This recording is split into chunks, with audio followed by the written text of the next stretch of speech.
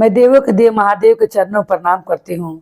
मैं गौरी पार्वती माता भवानी के चरणों पर प्रणाम करती हूँ। मैं कार्तिक गणेश दोनों भैया के चरणों पर प्रणाम करती हूँ। मैं सभी देवी दुर्गा के चरणों पर प्रणाम करती हूँ।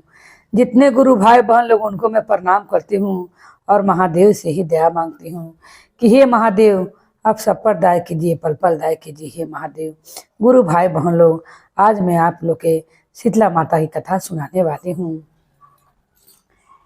एक गांव में एक बूढ़ी माँ रहती थी।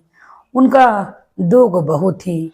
दोनों बहू कुमार सास कहती हैं कि बहू शीतला माता के व्रत में बासी खाना खाया जाता है कि गुरु भाई बहन लोग कि फगुआ के 8 दिन के बाद शीतला माता का व्रत पड़ता है और लोग शीतला माता के व्रत करते हैं।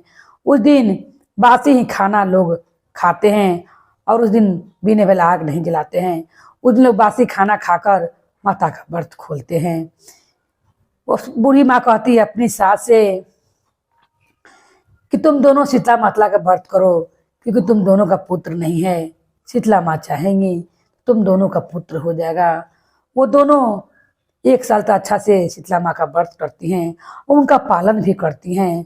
मगर अगला साल जब शीतला माता का दिन आता है, वो दोनों बहू सोचती हैं कि अगला साल तो हम लोग पास बालक नहीं था तो हम दोनों गोतनी बासी खाना खा लिए थे, मगर अगली बार हम लोग का बालक हो गया है। हम लोग अगर ठंडा खाना खाएंगे तो मेरा लड़कन को सर्दी खांसी हो जाएगा। इस कारण सास माँ को बोले देंगे और हम लोग ताज़ा खाना कहूँ बनाकर खा लिया जाएगा। दोनों गोतनी अपने में राय कर कर और सास कहती हैं बहू चलो चलकर शीतला माँ के मंदिर में पूजा करके आओ। दोनों बहू को लेकर सास मंदिर में पूजा करने जाती है। इधर बहू क्या करती है, उस दिन तक खाना नहीं बना था। 1 दिन पहले चूका चौथा लिप के पूरी खीर हलवा मेवा मिष्ठान बन गया था और उसी खाना को ठंडा कर बासी कर कर खाया जाता है। अब उन्होंने क्या किया कि माता को भोग लगा के अगला साल तक ठीक पूजा पाठ दोनों गोतनी की थी। मगर इस साल इन लोग के मन में जिन्हें माता ने शीतला माता ने पुत्र दिया था वो व्रत को नहीं समझी कि इस साल भी वैसे ही नियम धर्म से व्रत करना चाहिए। और दोनों गोतनी सोचती हैं कि जब सास मंदिर में पूजा करने जाएंगी, हम लोग थोड़ा सा पीछे से चला जाएगा, हम लोग कुछ बनाकर और बाहर तोप कर जहाँ गाय बनाता है वहाँ पर तोप कर रख दिया जाएगा उसी कुटिया में जहाँ पर गाय माता रहती हैं और उधर से आकर हम लोग खा लिया जाएगा ताज़ा खाना। सास को आगे भेज देती हैं दोनों बहुएं और कहती कि चलिए माँ जी हम लोग आ रहे हैं बाबू को सुलाकर। और दोनों अपना बच्चा को सुलाए के बहाने से घर पर रह जाती हैं और दोनों अपने के लिए गरम भात खाना बना लेती हैं और बनाकर एक बर्तन में कर कर गौशाला में जाकर तोप कर रख देती हैं। सास जब पूजा करते रहती हैं पीछे से पहुंचती हैं और जब सास पूजा करते रहती हैं तब ये कहती हैं कि माँ जी लगता है कि बाबू घर पर उठ गया होगा, हम लोग का पूजा हो गया है। आप ऐसा कीजिए कि आप पीछे से आइएगा, मैं घर पर पहले चलती हूँ। और दोनों बहू पहले घर पर आकर वो ताज़ा खाना खा लेती हैं। इतने में शीतला माता का कोप से नहीं बच पाती हैं। सास जब पूजा पाठ कर कर आती हैं तो वो जानती कि बहू भी सहल है और बहू भी बासी खाना मेरे संग खाएगी। सास कहती है बहू चलो खाना खा लो।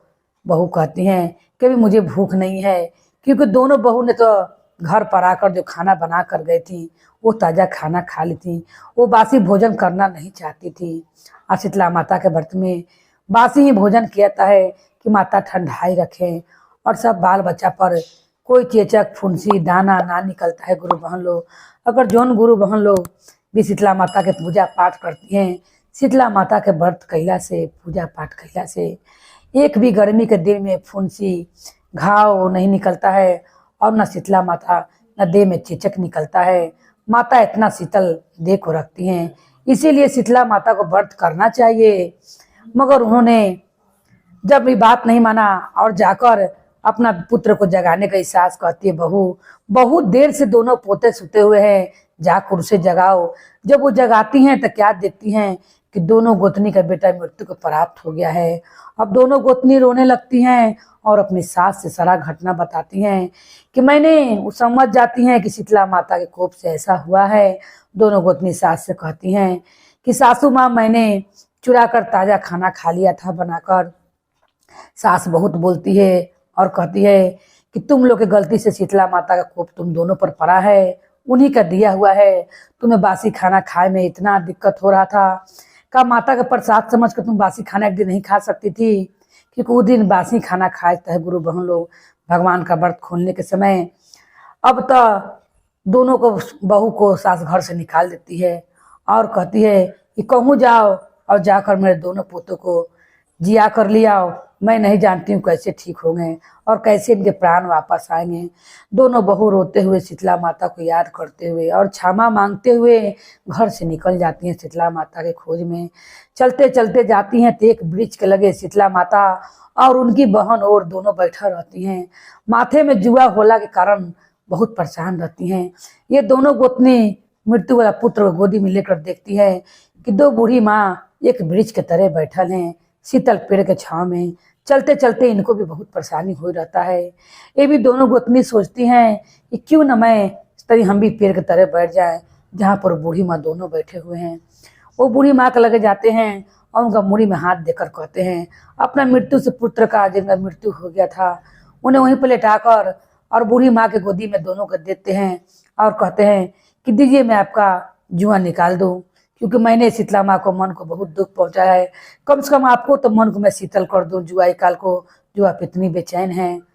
और शीतला माँ का और उनकी बहू और का दोनों का जुआ निकाल देती हैं।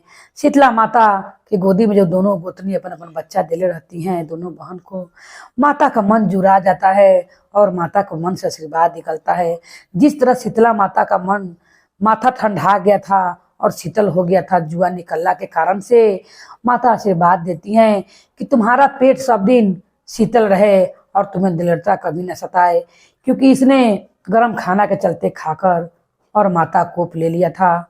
दोनों बहू कहती हैं कि इस पेटे के कारण मैंने सीता माता को अपमान कर दिया है और हम लोग ने ताजा खाना खा लिया है, जिस कारण माता कोप से मेरा दोनों पुत्र का मृत्यु हो गया है। शीतला माँ कहती हैं तुम दोनों गोतनी दुष्ट हो और पापिन हो। तुम लोग का जब बच्चा नहीं था तुम लोग ने व्रत का पालन किया और जब तुम लोग के पास संतान हो गया तुम लोग ने शीतला माता के व्रत में भंग किया है, जिस कारण तुम्हारी ये दशा हुई है। वो दोनों गोतनी समझ जाती हैं कि आखिर ये कैसे जानती हैं, चरण धर कर गोर पर पड़ जाती हैं और कहते कि हे माँ मुझे क्षमा कर दीजिए, मुझसे बहुत बड़ा गलती हो गया और मेरे बच्चे को जीवित कर दीजिए। शीतला माँ उनकी पुत्र के दिन देखती हैं और दोनों पुत्र के माथा पर हाथ सहलाते हुए कहती हैं कितना सोओगो, दोनों उठो। दोनों पुत्र उठ जाते हैं गोदी में और जोर जोर से खेलने लगते हैं, हंसने लगते हैं। दोनों बहुएं शीतला माता और उनकी और बहन को दोनों को नमन करते हुए और गलती की क्षमा मांगते हुए जीवित पुत्र को लेकर आते हैं। सास जब ये देखती है तो बहुत प्रसन्न होती है, उनके स्वागत में फूल बिछाती है। बहू कहती है अबरी बार से हम लोग के गांव में ही शीतला माता का मंदिर बनेगा और हम लोग दूसरे गांव में पूजा करने नहीं जाएंगे, अपने ही गांव में शीतला माता की पूजा करेंगे और शीतला माता का नियम धर्म से व्रत करेंगे और बासी खाना खाएंगे। तो हे शीतला माँ, जिस तरह आपने उनके बहू को पुत्र को ऐसा किया और उसे क्रोध में कभी भी किसी को मत कीजिएगा, और जिस तरह आपने फिर बाद में उन दोनों बहुओं को पुत्र को जीवित कर दिया और उन पर ऐसे कृपा किया और उसे अपना कृपा सब पर बना कर रखिएगा। गुरु भाई बहन लोग जो भी शीतला माता के पूजा पाठ करते हैं उनके घर में माता का कृपा हमेशा बना रहता है। उनसे फुंसी घाव कुछ भी देह में नहीं निकलता है और ना चेचक निकलता है, क्योंकि मैया शीतला पूरा बदन को शीतल रखती हैं। इसीलिए शीतला माता का व्रत और पूजा करना चाहिए। बोले शीतला माता की जय, शीतला महारानी की जय, भैरव भैया की जय, हर हर महादेव की जय।